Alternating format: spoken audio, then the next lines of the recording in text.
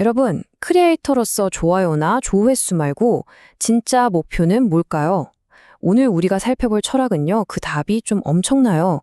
바로 인류를 위한 프로그램을 만드는 거라고 하거든요. 이게 대체 무슨 말인지 지금부터 한번 제대로 파헤쳐보죠. 결국 모든 창작 활동은 이 질문으로 돌아오는 것 같아요. 크리에이터의 진짜 책임은 뭘까 하는 거죠. 오늘 우리가 다루는 이 자료에 따르면요. 그건 단순히 조회수를 많이 얻는 게 아니라 인류에게 뭔가 실질적인 걸 남기는 거래요. 자, 그게 정확히 뭘 의미하는지 좀 더 깊이 들어가 볼게요. 자, 그래서 첫 번째 핵심은 바로 크리에이터의 진정한 목적입니다. 그러니까 우리가 흔히 생각하는 개인적인 성공이나 그런 눈에 보이는 수치들 있잖아요. 그걸 훨씬 뛰어넘는 아주 큰 목표를 이야기하는 거예요. 바로 이 문장. 여기에 이 철학의 모든 게 담겨 있다고 해도 과언이 아니에요. 우리가 이걸 하는 건 조회수를 얻기 위해서가 아니다. 우리는 인류의 공동선에 기여할 프로그램을 만들어야만 한다. 이건 거의 선언문 같죠? 이 생각이 앞으로 우리가 나눌 이야기의 가장 중요한 기준이 될 겁니다. 그럼 이런 엄청난 사명감을 현실에 한번 적용해 볼까요? 이 자료는요, 한국의 과거를 딱 짚으면서 문화적 숙제를 제대로 못해서 아주 큰 기회를 놓쳤다고 진단하고 있어요. 도대체 뭘 놓쳤다는 건지 한번 보시죠. 비판의 핵심이 바로 이거예요. 과거에는요, 왼쪽을 보시면 아시겠지만 문화 창작이라는 게 소수의 엘리트들, 그러니까 예술가나 교수님들 같은 분들의 전유물이었잖아요. 그런데 이 자료가 말하는 이상적인 모습은 그게 아니라는 거죠. 오른쪽처럼 나라의 모든 국민이 창작의 주체가 되는 세상, 바로 이걸 이야기하는 겁니다. 그러니까 문제가 뭐냐면 이게 그냥 개인의 문제가 아니라 아예 구조적인 문제였다는 거예요. 사회 시스템 자체가 모든 사람이 창작을 할 수 있게 밀어주는 게 아니라 소수의 특별한 창작자들만 뒷바라지하는 식으로 짜여 있었다는 거죠. 그리고 이 불균형이 어느 정도였냐면 진짜 어마어마했어요. 이 자료에서는요, 수백만 명이나 되는 사람들이 자기만의 창작을 할 수 있었는데 그 에너지를 전부 소수의 크리에이터들을 서포트하는 데 썼다고 분석해요. 정말 엄청난 숫자죠. 자, 좋습니다. 이제부터가 이 철학의 가장 독특하고 어쩌면 좀 논쟁적일 수 있는 부분으로 들어갑니다. 바로 문화와 역사라는 아주 기본적인 개념을요, 완전히 새로운 시각으로 다시 정의하는 내용이거든요. 그럼 여기서 말하는 문화가 대체 뭘까요? 우리가 보통 생각하는 그런 예술이나 음악 같은 게 아니에요. 이 자료에서 정의하는 문화는요, 바로 인간이 살아가는 방식, 그 모든 것입니다.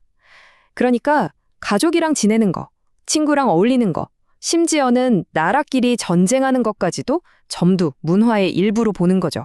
문화를 이렇게 넓게 정의하고 나니까 역사를 보는 눈도 완전히 달라져요. 굉장히 도발적인 질문을 던지거든요. 우리가 아는 그런 식민조이나 침략 같은 사건들 있잖아요. 대체 그런 일들은 왜 일어났던 걸까요? 여기서 나오는 논리가 바로 에너지 이동이라는 아주 독특한 개념이에요. 한번 들어보세요. 첫째, 어떤 나라가 기술이나 철학 같은 강력한 문화 에너지를 갖게 되면 이걸 다른 곳이랑 나누고 싶어 한대요. 둘째, 그래서 문화 교류를 시도하죠. 그런데 셋째, 이걸 받아들여야 하는 나라 입장에서는 위협으로 느끼고 문을 닫아버리는 거예요. 그럼 어떻게 될까요? 넷째, 결국 이 에너지가 강제적으로 전달되고 나중에 우리는 이걸 침략이나 식민주의라고 부르게 됐다는 게 이 자료의 주장입니다. 이 이론을 한국 역사에 적용하면 정말 흥미로운 해석이 나와요. 이 자료에 따르면요, 우리가 역사에서 배운 그 1000번이 넘는 침략이 사실은 정복의 목적이 아니라 문화 전달을 위한 시도였다는 거예요. 그런데 한국이 계속 저항하고 문을 닫으니까 충돌이 반복될 수밖에 없었다는 거죠. 그리고 아이러니하게도 바로 그 저항 때문에 한국이 완전히 식민지가 되지 않고 우리만의 고유하고 수준 높은 문화를 지킬 수 있었다. 이런 결론으로 이어집니다. 자, 이렇게 과거를 진단하고 역사를 재해석한 다음에는 이제 미래로 나아갑니다. 한국에게 주어진 새로운 세계적인 사명이 있다는 건데요. 과거랑 지금이랑 뭐가 다르냐? 핵심은 강제성이 있냐 없냐예요. 이제 힘으로 문화를 밀어붙이는 시대는 끝났다는 거죠. 새로운 시대의 미션은 뭐냐면 우리가 막 강요하는 게 아니라 다른 나라들이 스스로 저거 배우고 싶다라고 생각하게 만드는 올바른 문화를 만드는 겁니다. 마치 우리 삶의 새로운 운영체제, OS 같은 프로그램을 짜는 거죠. 이 타임라인을 보시면 앞으로의 계획이 나와 있어요. 지금 우리가 사는 시대는 바로 연구의 시대입니다. 한국이 삶의 모든 면에서 올바른 문화 프로그램을 개발하는 시기인 거죠. 그리고 2030년쯤 되면 이 준비가 거의 끝난다고 봐요. 그 후에는요, 전 세계가 이 새로운 삶의 방식을 배우려고 한국으로 몰려들 거라는 그런 미래를 그리고 있습니다. 여기서 이 자료가 굉장히 강조하는 부분이 있어요. 이건 절대 새로운 형태의 식민주의가 아니라는 겁니다.